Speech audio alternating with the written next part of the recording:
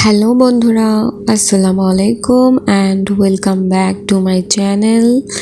কেমন আছেন আপনারা সবাই? আশা করি আপনারা সবাই যে যেখানেই আছেন খুব ভালো আছেন। আর আমিও আল্লাহর রহমতে আপনাদের সবার দোয়ায় সবার ভালোবাসায় খুব ভালো আছি। সকাল সকাল ঘুম থেকে উঠেই আমি তোমাদের মাঝে চলে এসেছি আজকে নতুন একটা ভিডিও নিয়ে। পুরো ভিডিওটা দেখে যদি তোমাদের একটু ভালো লেগে থাকে তাহলে অবশ্যই আমার ভিডিওতে একটা লাইক করবে আর আমার চ্যানেলটা সাবস্ক্রাইব করতে ভুলবে না। আর সবচেয়ে বড় কথা হচ্ছে, তোমরা যদি আমাকে কমেন্ট করো আর সেই কমেন্টগুলো পড়ে তোমাদের অ্যান্সার দিতে আমার খুব ভালো লাগে। তো প্লিজ প্লিজ প্লিজ আমার ব্লগ সম্পর্কে, আমার সম্পর্কে যদি তোমাদের কোনো কিছু জানার থাকে তাহলে অবশ্যই কমেন্ট করতে ভুলবে না। দেখো আজকের ওয়েদারটা কত সুন্দর, আমার কাছে তো খুব ভালো লাগছে। একদম কুয়াশায় ভরপুর, মনে হচ্ছে যে আমি শীতের সকালে ভিডিওটা করছি। আসলে কিন্তু এমনটা একদমই না। মানুষ খালি চোখে যা দেখে তা সবসময় সত্য হয় না। এই যে দেখো, বলতে না বলতেই কুয়াশাটা কেটে চলে গেছে। আসলে খুবই মজার একটা কথা হচ্ছে, এটা হচ্ছে আমাদের সরকার থেকে যেই মশা তাড়ানোর ওষুধটা দেয়, সেই ওষুধের একটা ধোঁয়া হয়, সেই ধোঁয়ারই ভিডিও। তো চলো বন্ধুরা, আজকে আমি তোমাদের মাঝে শেয়ার করব একটা স্পেশাল মশলা, যেটা আমি সবসময় যে কোনো গরুর মাংস, খাসির মাংস বা মুরগির মাংসের মধ্যে দিয়ে থাকি। আমি বাজার থেকে কেনা কোনো মশলার কোনো ফ্লেভার পাই না তা রান্না করার সময়।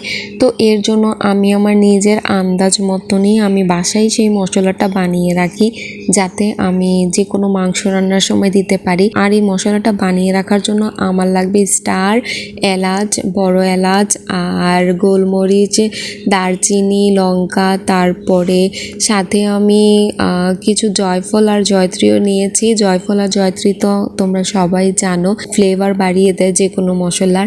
আর আমি তেজপাতাও নিয়েছি।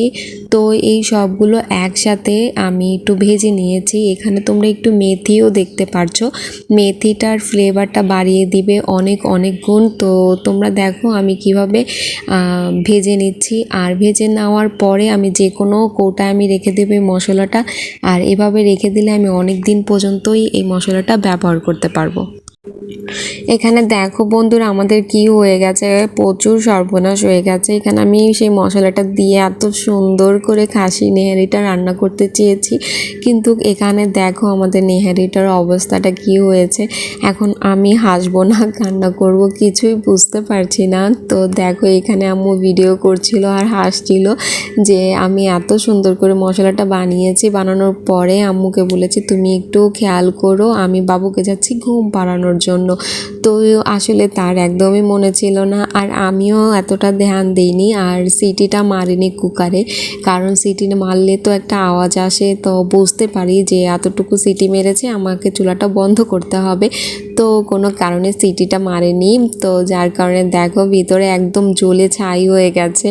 তো নিচের তলায় একদমই জ্বলে গিয়েছিল। তো দেখো দেখতে কেমন লাগছে। তো এরপরে আমি এই কুকারটাকে চেঞ্জ করে নেই, তবে মশলা যা ছিল তা একদমই উপরে চলে আসছে আর বাকিটা নিচে জ্বলে গেছে। খুবই খারাপ লাগছিল যে আজকে ভেবেছিলাম যে নেহেরি করব আর রুটি দিয়ে খাবো, কিন্তু সেই আশাটা আর হলো না। তো মশলাটা একদম পুড়ে দেখো কেমন হয়ে গেছে। তো যাই হোক, তারপরও বেশি একটা লাগেনি। তো এরপরে নেহারি খাওয়াটা তো আর হলো না। তো এরপরে আমি বট ছিল, সেই বটগুলো দিয়ে আমি একটু হালিম করেছি।